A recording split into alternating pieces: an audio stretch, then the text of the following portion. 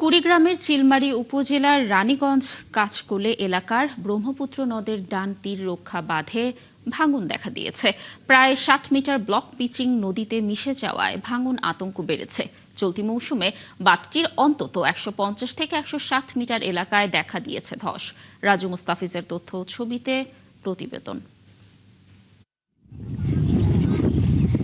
কুড়িগ্রামের চিলমারী রানীগঞ্জ ইউনিয়নের কাঁচকল এলাকায় ব্রহ্মপুত্রের নদের ডান তীর রক্ষা বাঁধ নির্মাণের মাত্র ২ বছর পর ২০১৮ সাল থেকে ধস দেখা দেয়। প্রতিবারই জরুরি ভিত্তিতে মেরামত করা হলেও স্থায়ী সমাধান হয়নি। সর্বশেষ চলতি মাসের ১ তারিখে কাঁচকল এলাকার ৩টি পয়েন্টে ১০০ মিটার ব্লক পিচিং ধসে যায়। তখন জিও ব্যাগ ফেলে পরিস্থিতি নিয়ন্ত্রণে আনা হলেও ১৫ দিনের মাথায় একই এলাকায় আবারও ধস দেখা দেয়।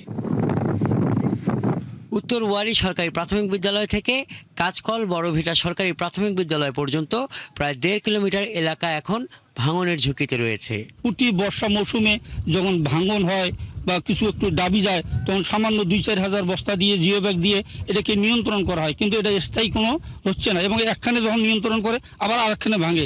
এই বেড়ি বাঁধ দ্রুত ভাঙিয়ে যায়। আমাদের ২-২৫০ পরিবার এখানে থাকার মতো জায়গা কোনোখানে নাই। অনেক হাজার হাজার হেক্টর জমি নষ্ট হয়ে যাবে, মানুষের বাড়িঘর বিলীন হয়ে যাবে, তাতে আমরা আরো অনেক ক্ষতিগ্রস্ত হব। এই যে ভাঙচুর হইতেছে, এক বছরে মনে করো ৬ বার করে বাড়ি ভাঙচুর করা লাগে, আবার বাড়ি নতুন করে করা লাগে। আমাদের গরিব মানুষের জন্য অক্ষমতা। পানি উন্নয়ন বোর্ডের নির্বাহী প্রকৌশলী জানান, চলতি মাসের শুরুতে ৩টি স্থানে প্রায় ১০০ মিটার এবং বৃহস্পতিবার আরও প্রায় ৬০ মিটার এলাকায় ধস দেখা দিয়েছে। ক্ষতিগ্রস্ত স্থানে ৪০০ জিও ব্যাগ ডাম্পিং করা হয়েছে। মেরামতের কাজ চলছে। আমাদের আগামী ৪-৫ দিনের মধ্যে এই কাজটি শেষ হবে। তখন সম্পূর্ণভাবে এটি নিরাপদ হবে। আমাদের অবজারভেশন রয়েছে, আরও যদি কোথাও এরকম ভাঙন প্রবণ দেখা যায় আমরা তাৎক্ষণিক ব্যবস্থা নেব। ২০১৬ সালে ৪৪৮ কোটি টাকা ব্যয়ে ব্রহ্মপুত্র নদের ডান তীর রক্ষা প্রকল্পের আওতায় এই বাঁধ নির্মাণ করা হয়।